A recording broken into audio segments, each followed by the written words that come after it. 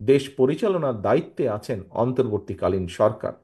আমরা খেয়াল করে দেখেছি এই অন্তর্বর্তীকালীন সরকারের বিভিন্ন বিষয় নিয়ে জনগণের মনে বিভিন্ন রকম প্রশ্ন দেখা দিয়েছে। আমরা এই সরকার গঠিত হওয়ার পর থেকে আমরা পরিষ্কারভাবে বলে এসেছি, আমরা চাই এই সরকারকে সমর্থন করতে। আমরা চাই বর্তমান অন্তর্বর্তীকালীন সরকার সফল হোক। কারণ বাংলাদেশের মানুষ মনে করে যে এই অন্তর্বর্তীকালীন সরকার এই দেশের মানুষের অধিকার রক্ষার জন্য যা যা প্রয়োজন সেই কাজগুলো তারা করবেন। এই দেশের মানুষের রাজনৈতিক যে অধিকার, যেই অধিকারকে বহু বছর আগে পলাতক স্বৈরাচার রাতের আধারে অস্ত্রের জোরে লুণ্ঠন করে নিয়ে গিয়েছিল, এই অন্তর্বর্তীকালীন সরকার একটি সুষ্ঠু এবং নিরপেক্ষ নির্বাচনের মাধ্যমে সেই অধিকার বাংলাদেশের মানুষের কাছে ফিরিয়ে দিবে। কিন্তু গত কিছুদিন ধরে আমরা অত্যন্ত দুঃখের সাথে আমরা লক্ষ্য করছি সরকারের ভেতরে বিভিন্ন ব্যক্তি বিভিন্ন রকম কথা বলছেন জনগণের অধিকার ফিরিয়ে দেবার ক্ষেত্রে। এর ফলে দেশের বিভিন্ন স্থানে বিভিন্ন রকমের অস্থিরতা তৈরি হচ্ছে। প্রিয় সহকর্মীবৃন্দ, আমি প্রথম দিকেই বলেছি বাংলাদেশে আমরা অস্থিরতা দেখতে চাই না। আমরা চাই দেশে স্থিতিশীলতা নিয়ে আসতে। কারণ দেশকে যদি সামনের দিকে এগিয়ে নিতে হয়, দেশের মানুষের ভাগ্যের পরিবর্তন যদি আমাদেরকে ঘটাতে হয়, তাহলে অবশ্যই দেশে স্থিতিশীলতা নিয়ে আসা অত্যন্ত প্রয়োজনীয়। কিন্তু আমরা লক্ষ্য করছি অন্তর্বর্তীকালীন সরকারের কিছু কিছু ব্যক্তির বক্তব্যে বিভিন্ন রকম অস্থিতিশীলতা তৈরি হচ্ছে। আমরা দেখছি অর্থনীতিতে অস্থিতিশীলতা, আমরা দেখছি সমাজের বিভিন্ন শ্রেণীতে বিভিন্ন অস্থিতিশীলতা, আমরা দেখছি প্রশাসনের বিভিন্ন স্থানে বিভিন্ন অস্থিতিশীলতা। আমরা পরিষ্কারভাবে আজ আবারও এই সম্মেলনের মাধ্যমে, এই সম্মেলন অনুষ্ঠানের মাধ্যমে আমরা বলতে চাই, আমরা এই সরকারকে আমরা সহযোগিতা করতে চাই।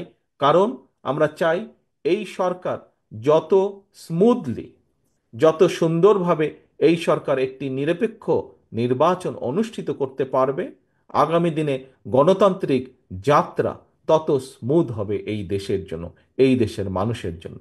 আমরা আশা করব, আমরা আশা করব অন্তর্বর্তীকালীন সরকারের প্রতি মানুষের যে নিরপেক্ষতার প্রত্যাশা, সে নিরপেক্ষতা তারা বজায় রাখবেন, নিরপেক্ষতা তারা বজায় রাখবেন।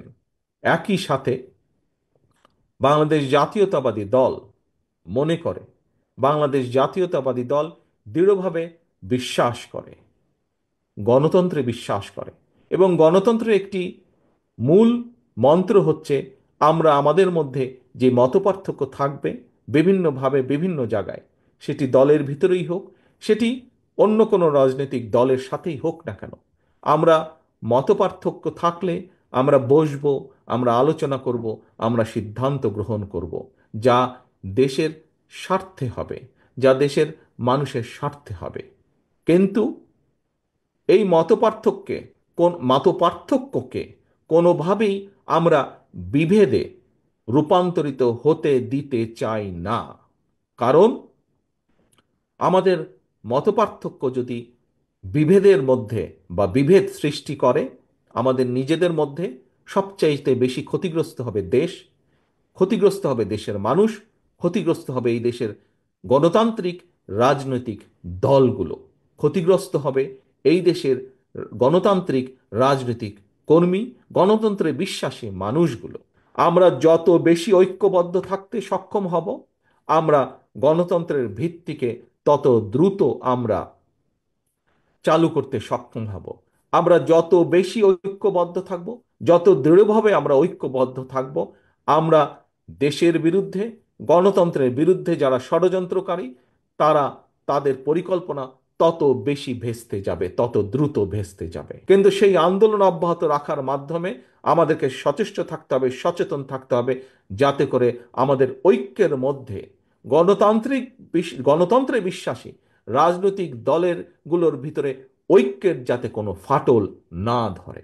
দেশের মানুষই হচ্ছে প্রধান বিচারক, কার পরিকল্পনা তারা গ্রহণ করবেন।